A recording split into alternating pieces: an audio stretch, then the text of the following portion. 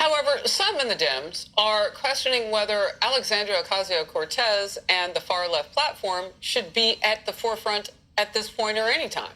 California Governor Gavin Newsom says the party has not found its way since the devastating election losses. He told The Hill, quote, "I don't know what the party is. I'm still struggling with that," end quote. Wow. Okay. Well, she's eating every bit of morsels off of your plate, dude. Power panel, Caroline Downey, National Review staff writer, and Fred Hicks, founder and president of Hicks Evaluation Group. Great to see you both.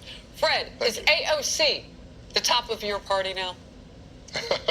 Listen, AOC has somehow or another managed to captivate the consciousness of conservatives ever since she came onto the scene. That is not an answer to my question. I'm not asking you about what the people on the right say. I'm asking you about people in your party. I'm going to take that as a no, by the way. You didn't embrace her.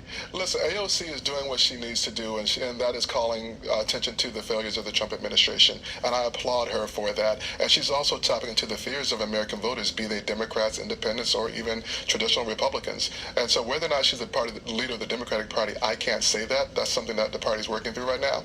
But what she is doing is she's giving voice to what now the majority of Americans are saying, that they are not happy with what's going on in America.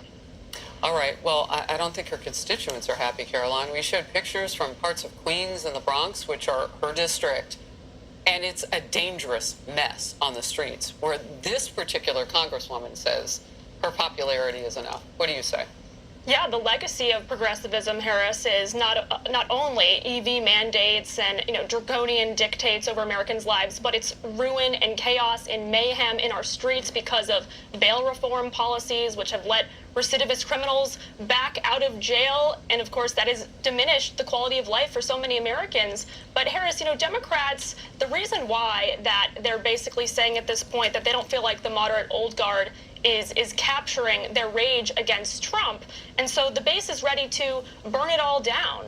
They're looking for revolutionary figures. But I think the fool's errand there in elevating Democratic socialists like Bernie Sanders and AOC is that they lost the working class. Trump won rural voters. He won low-income, non-college educated voters. So, Bernie Sanders and AOC, they can stump and do these speeches in the Midwest, but that doesn't translate to national buy-in of progressive policies.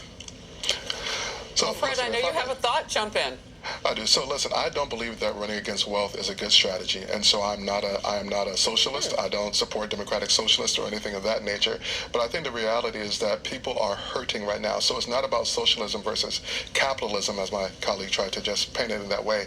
Right now, it's about who's going to fight for Main Street. And Democrats, we did lose the young voters, we did lose the working class in the last election. But I think a lot of people are now realizing that that was a mistake, and now they are frustrated with both sides. But we look at the numbers, the polling numbers left and right, and we see that they are not happy. Independents are not happy. Democrats are not happy. Women writ large are not happy with what's happening right now. And so there's got to be a place somewhere. Someone has to speak for the actual middle class and the working class people, but it's not happening, and that's the frustration. So what I find so interesting about that is what you say is happening right now. You know what is happening? The man that they just voted to put in office is facing more injunctions as a president on one of his top two issues, illegal immigration, than any other president in history. I mean, I mentioned Obama. There are others who got rid of hundreds of thousands to millions of criminal, illegal aliens in this country without a single injunction. Trump is fighting lawfare again. So that's what's happening. And I can imagine those voters aren't happy. I'll let you both go. Thank you very much. Another family torn.